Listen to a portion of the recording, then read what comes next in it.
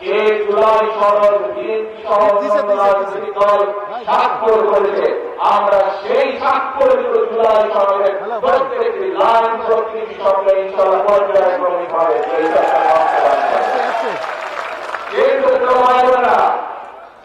অনেকে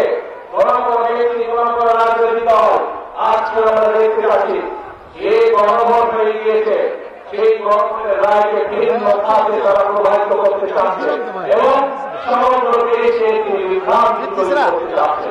এবং এই যে আমার বক্তব্যের শুরুতে আপনাদেরকে যে পরিকল্পনাগুলোর কথা আমি আপনাদের সামনে তুলে ধরলাম, আপনার এই হাজারো মানুষ হাত তুলে বলেছে যে এই পরিকল্পনা যদি সফল হয় তাহলে ইনশাআল্লাহ দেশের মানুষের ভাগ্যের পরিবর্তন হবে। তাই তো নাকি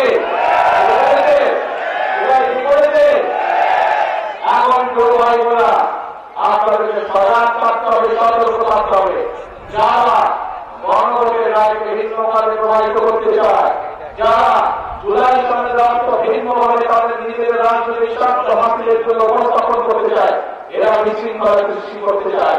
এই বিশৃঙ্খলা যদি সৃষ্টি করতে পারে তাহলে জনগণের যে কর্মসূচি, ভ্যানলিডারদের যে কর্মসূচি, মানবদের যে কর্মসূচি, কৃষকদের কৃষক কাজের যে কর্মসূচি, কৃষকদের কাজ কর্মের কর্মসূচি, বেকার যুবকদের জন্য কর্মসংস্থানের জন্য মিল কারখানা, বন্ধ মিল কারখানা চালু করার যে কর্মসূচি, নতুন কলকারখানা চালু করার যে কর্মসূচি, স্বাস্থ্য সেবা গ্রামে গ্রামে পৌঁছে দেওয়ার যে কর্মসূচি, সকল কর্মসূচি ব্যাঘাত হবে এই বিশৃঙ্খলা যদি আস্থারা পায় লোক আসবে না। আপনারা কি সতর্ক থাকতে পারবেন? জনগণের কর্মসূচি যাতে করে জনগণের কর্মসূচি ব্যাহত হয় সেইগুলো জনগণকে সতর্ক থাকতে হবে।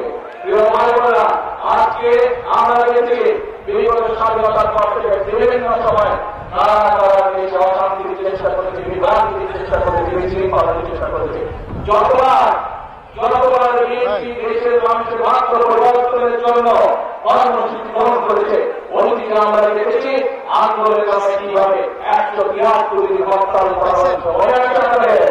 173 কিভাবে অর্থনীতি ধ্বংস করে দেওয়ার চেষ্টা করা হয়েছে। প্রিয় ভাই বোনেরা, এখনো আমার সেই গুরু আরেকজনের কাছে গিয়ে আন্দোলন করেছে।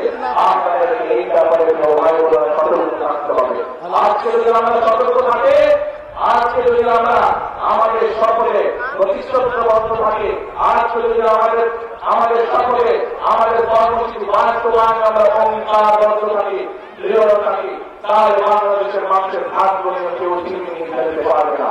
বাংলাদেশের মানুষের ভাগ্য নিয়ে কেউ যদি চিনিমিনি খেলতে চায়, ইনশাআল্লাহ বার্তা দিয়ে দেবে বাংলাদেশের মানুষ, জবাব দিয়েছে ভবিষ্যতে বাংলাদেশের মানুষ সেভাবেই জবাব দেবে।